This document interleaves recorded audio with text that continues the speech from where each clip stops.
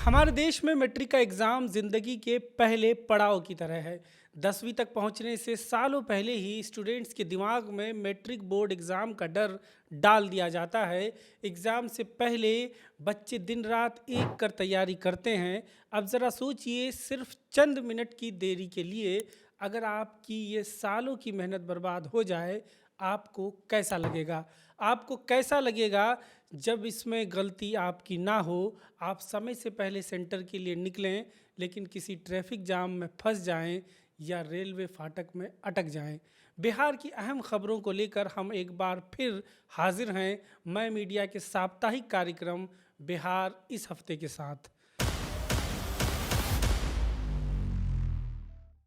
Matric परीक्षा में अल्प अवधि देरी मामले के साथ साथ आज हम आपको बताएंगे कि पटना मेट्रो इन दिनों क्यों चर्चा में है, और ये भी कि क्यों बिहार के 42 विधायकों को कोर्ट ने नोटिस भेजा है।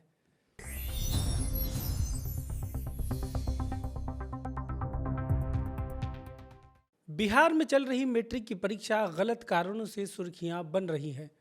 परीक्षा देने जा रहे छात्र कुछ मिनट भी लेट पहुंचते हैं तो उन्हें परीक्षा केंद्र में एंट्री नहीं मिल रही है। इससे उस दिन का पेपर वो नहीं दे पा रहे हैं और उनका एक साल बर्बाद हो जा रहा है। ऐसा ही कुछ पटना जिले के मसौड़ी थाना क्षेत्र की रहने वाली कोमल कुमारी के साथ हुआ। मंगलवार को वो सेंटर पर महज 10 मिनट देरी से पहुंची तो उसे एंट्री नहीं मिली। छात्रा परीक्षा को लेकर अपने एक रिश्तेदार के यहाँ रह रही थी। परीक्षा की इजाज़त नहीं मिली तो वो निराश होकर रूम पर लौटी और कपड़े बदलकर घर से निकल गई। देर शाम उसकी लाश रेलवे ट्रैक के किनारे मिली। कहा जा रहा है कि परीक्षा केंद्र में एंट्री नहीं मिलने से वो हताश निराश थी। संभवतः इसी वजह से उसने आत्महत्या कर ली। बता दें कि बिहार में 17 फरवरी से मैट्रिक परीक्षा शुरू हुई है। इस साल 15.12 लाख छात्र मैट्रिक की परीक्षा दे रहे हैं, जिनमें 7.85 लाख छात्राएं हैं। परीक्षा के लिए राज्य भर में 1699 परीक्षा केंद्र बनाए गए हैं। नियमानुसार परीक्षार्थियों को परीक्षा शुरू होने से आधे घंटे पहले परीक्षा केंद्र पहुंचना है। इस सख्त नियम की जद में वो छात्र भी आ जाते हैं जो ट्रैफिक या किन्हीं अन्य कारणों से देर से परीक्षा केंद्र पहुंचते हैं। ऐसे में बहस छिड़ गई है कि इस तरह से सख्त नियम की ज़रूरत क्यों है। अभिभावकों का कहना है कि बच्चे बस से लेकर ट्रेनों में सफ़र कर परीक्षा केंद्र पहुंचते हैं। अगर ट्रेन या बस लेट हो जाए तो छात्रों की इसमें क्या गलती है। दैनिक भास्कर की एक खबर में पटना यूनिवर्सिटी के पूर्व कुलपति प्रोफेसर रास बिहारी सिंह ने इस नियम पर सवाल उठाए हैं। उन्होंने कहा, एक तरफ हम बच्चों के मानसिक स्तर पर ध्यान देते हुए पास फेल नियम को हटाने की वकालत कर रहे हैं और दूसरी तरफ ऐसी सख्ती से आत्महत्या जैसा कदम उठाना पड़े, ये ठीक नहीं है।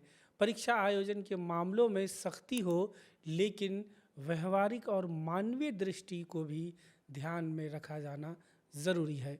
इधर छात्रा की आत्महत्या का मुद्दा विधान परिषद में भी जोर शोर से उठा।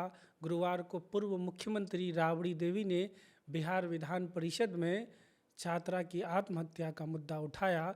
उन्होंने कहा कि 5 मिनट लेट से पहुंचना अपराध नहीं है, बल्कि जिनके वजह से छात्रा की जान गई उनके खिलाफ कार्रवाई होनी चाहिए। इस पर शिक्षा मंत्री सुनील कुमार ने कहा कि मामले की समीक्षा होगी और अगर कोई दोषी पाया गया तो कार्रवाई की जाएगी। अब बात पटना मेट्रो की। तारीख थी 6 अक्टूबर 2025। बिहार विधानसभा चुनाव से ठीक एक महीने पहले मुख्यमंत्री नीतीश कुमार ने चुनाव में फ़ायदा लेने के लिए पटना मेट्रो ट्रेन सेवा का उद्घाटन किया था। बिहार में मेट्रो रेलवे सेवा की ये पहली सौगात थी। पाटलिपुत्र बस टर्मिनल से भूतनाथ के बीच करीब 3.45 किलोमीटर की मेट्रो सेवा शुरू की गई। खूब खबरें बनी, सोशल मीडिया पर ज़ोरदार चर्चा हुई, लेकिन चुनावी फ़ायदा लेने के चक्कर में पटना मेट्रो सफ़ेद हाथी बनकर रह गया। पटना की ये मेट्रो रूट रोज़ाना होने वाले खर्चे का 1% हिस्सा भी नहीं निकाल पा रही है। आमदनी तो खैर छोड़ ही दीजिए। दैनिक भास्कर की खबर के मुताबिक उक्त मेट्रो रूट पर रोजाना मेट्रो ट्रेन 24 फेरे लेती है। इन फेरों में औसतन महज 900 यात्री ही सफ़र कर रहे हैं, जिनसे कुल 13,500 रुपये बतौर भाड़ा वसूला जा रहा है। लेकिन रोज़ मेट्रो चलाने में लगभग 18.5 लाख रुपये खर्च हो रहे हैं। उधर इस हफ्ते की एक ज़रूरी खबर पटना हाईकोर्ट से आई है। पटना हाईकोर्ट ने 42 विधायकों को नोटिस जारी कर जवाब मांगा है। अदालत ने पूछा कि उन्होंने अपने शपथ पत्र में कई कॉलम खाली क्यों छोड़े हैं। उल्लेखनीय है कि चुनाव में हारे हुए 45 नेताओं ने 5 दिसंबर से 8 जनवरी के बीच 45 विधायकों के खिलाफ हाईकोर्ट में याचिकाएं दायर की थी कि उन्होंने अपने चुनावी शपथ पत्र में तथ्य छुपाए थे। इन याचिकाओं पर सुनवाई करते हुए पटना हाईकोर्ट ने 42 विधायकों को नोटिस जारी कर जवाब तलब किया है। पटना हाईकोर्ट के एडवोकेट शशि भूषण मंगलम ने इस संबंध में मीडिया को बताया कि जिन विधायकों को नोटिस जारी किया गया है, उन्होंने शपथ पत्र में जरूरी जानकारियां छुपाई है। शपथ पत्र में पूछे गए सभी सवालों का जवाब देना होता है, लेकिन इन विधायकों ने कई कॉलम खाली छोड़ दिए थे। जिन विधायकों को नोटिस भेजा गया है उनमें भाकपा माले के संदीप सौरभ, बलरामपुर की लोजपा रामविलास की विधायिका संगीता देवी, जदयू विधायक चेतन आनंद, राजद विधायक अमरेंद्र कुशवाहा आदि शामिल हैं। जिनके खिलाफ याचिका दायर की गई उनमें विधानसभा स्पीकर प्रेम कुमार और भाजपा विधायक नीतीश मिश्रा भी शामिल हैं, लेकिन उन्हें कोई नोटिस नहीं भेजा गया है। इन सब के बीच एक और खबर इस हफ्ते अखबारों की सुर्खियों से लेकर सोशल मीडिया के एल्गोरिदम में बनी रही। वो खबर थी बिहार में कार्यरत एक नौकरशाह का अपने परिवार संग चार्टर्ड प्लेन से यात्रा। ये खबर ज्यों ही सामने आई तो नौकरशाहों के रसूख और टसन की बातें चलने लगी। दरअसल राजद विधायक राहुल शर्मा ने सोमवार को विधानसभा में एक सनसनीखेज जानकारी दी कि पिछले साल जून में पर्यटन व विमानन विभाग के विशेष सचिव नीलेश रामचंद्र देवरे चार्टर्ड प्लेन से दिल्ली से पटना आए थे। उनका सवाल था कि एक आईएएस अफसर भला चार्टर्ड प्लेन कैसे अफोर्ड कर सकता है।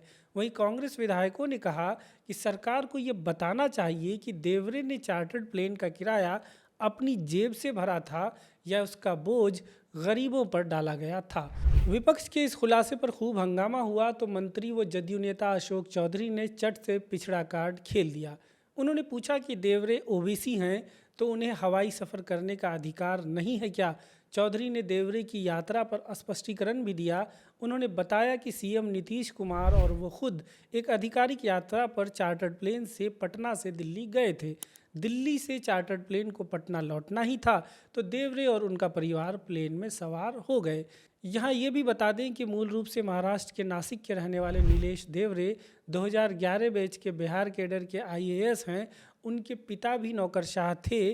देवरे ने मुंबई के एक निजी कॉलेज से एमबीबीएस की पढ़ाई की और फिर यूपीएससी की तैयारी में जुट गए। वो छपरा, बांका और मधुबनी के डीएम रह चुके हैं।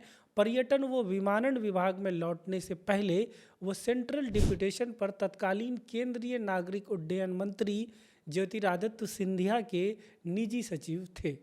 उधर बिहार मंत्रिमंडल ने सारण जिले के सोनपुर में 4,228 एकड़ भूमि पर अंतर्राष्ट्रीय हवाई अड्डा के निर्माण को मंजूरी दे दी है। इसके लिए 1302 करोड़ रुपए की प्रारंभिक स्वीकृति मिली है। प्रस्तावित एयरपोर्ट हाजीपुर डुमरिया के बीच दरियापुर चौर क्षेत्र में स्थापित होगा।